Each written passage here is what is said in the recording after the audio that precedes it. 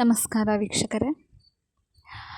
ಷೋಡಶ ಸೋಮವಾರ ವ್ರತ, 16 ಸೋಮವಾರ ವ್ರತ ಅಥವಾ 16 ಸೋಮವಾರ ವ್ರತಕಥೆಯ ಮೊದಲನೇ ಅಧ್ಯಾಯದಲ್ಲಿ ಪರಶಿವನ ಮಾತುಗಳಿಂದ ವ್ರತದ ಮಹಿಮೆ, ವಿಧಿವಿಧಾನಗಳನ್ನು ತಿಳ್ಕೊಂಡ್ವಿ. ಎರಡನೇ ಅಧ್ಯಾಯದಲ್ಲಿ ಸ್ವತಃ ಪಾರ್ವತಿ ಈ ವ್ರತವನ್ನು ಆಚರಿಸಿ ಶಿವನನ್ನು ಪತಿಯಾಗಿ ಪಡೆದದ್ದನ್ನು ತಿಳಿದುಕೊಂಡ್ವಿ. ಮೂರನೇ ಅಧ್ಯಾಯ,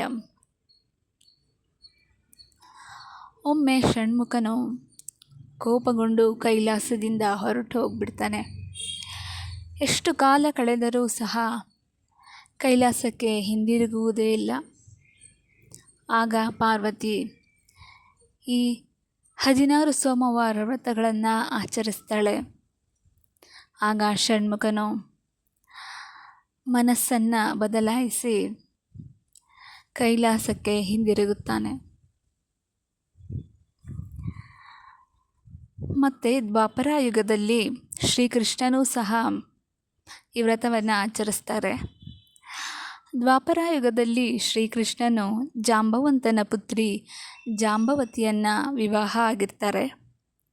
ಕಾಲಕ್ರಮದಲ್ಲಿ ಜಾಂಬವತಿ ಕೃಷ್ಣ ದಂಪತಿಗಳು ಸಂತಾನವನ್ನು ಪಡೆಯದೆ ಚಿಂತಿಸುತ್ತಾ ಇರ್ತಾರೆ.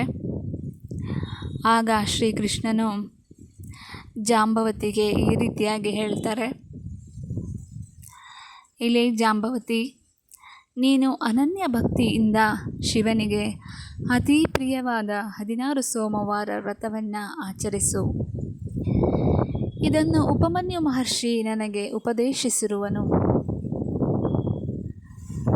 ಈ ರೀತಿಯಾಗಿ ಹೇಳ್ತಾರೆ. ಆಗ ಜಾಂಬವತಿ ಅದರಂತೆ ವ್ರತವನ್ನು ಭಕ್ತಿಯಿಂದ ಶ್ರದ್ಧೆಯಿಂದ ಆಚರಿಸಿ ಸಾಂಬನೆಂಬ ಪುತ್ರನನ್ನು ಸಹ ಪಡೆಯುತ್ತಾಳೆ.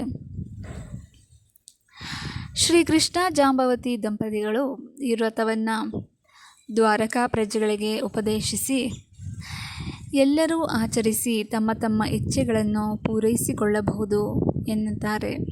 ಅದರಂತೆ ದ್ವಾರಕಾ ಪ್ರಜೆಗಳು ಸಹ ಈ ವ್ರತವನ್ನು ಆಚರಿಸಿ ಸುಖ, ಶಾಂತಿ, ಸಂತಾನ, ಐಶ್ವರ್ಯಗಳನ್ನು ಪಡೆಯುತ್ತಾರೆ.